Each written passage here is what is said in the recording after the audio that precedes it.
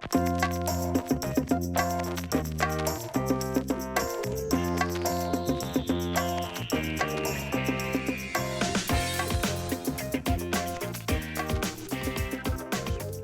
there, this is Marc again. He had worked at the bookstore I told him about. She had been going to university when I met her. In this lesson, I want to talk about the difference between the past perfect simple and the past perfect continuous. So stay tuned. So in my past videos, I talked about the past perfect simple and the past perfect continuous in two separate occasions. So you may look at them if you want to look specifically to these two tenses. But now let's look at the difference between these two. I gave you the first example. He had worked at the bookstore I told him about. Okay, so this was the first one. Okay, the past perfect simple, as you may know, is an action that happened before another action and is finished. Okay, so which action happened first?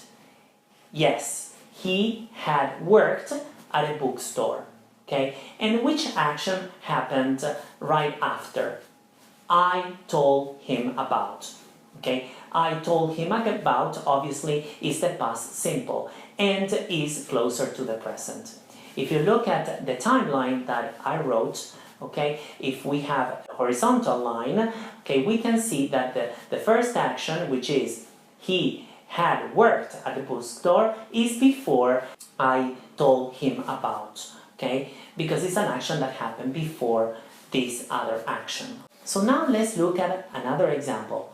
Sue moved to Stockholm after she had applied for a job there.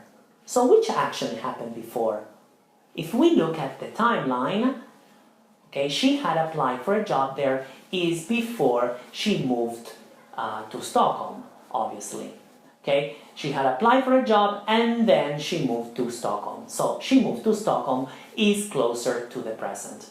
Now, I said that the past perfect simple is an action that happened and is finished in the past before another past. Okay, now the past perfect continuous is another story.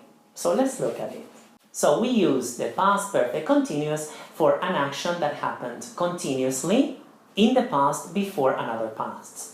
The example that I gave you was she had been going to university for 3 years when I met her. So obviously going to university is something that you do continuously, and we use the past perfect continuous here to indicate that it was an action that happened before another action continuously. So if we look at the timeline, you will see that indicates the past perfect continuous because it happened continuously in the past and is before another action. And which action happened first? Obviously, she had been going to university for 3 years. And closer to the present is I met her. So another example that I can give you is John arrived at the meeting after we had been discussing his position. According to you, which action happened first? We had been discussing. And right after, John arrived. Okay? So now let's recap.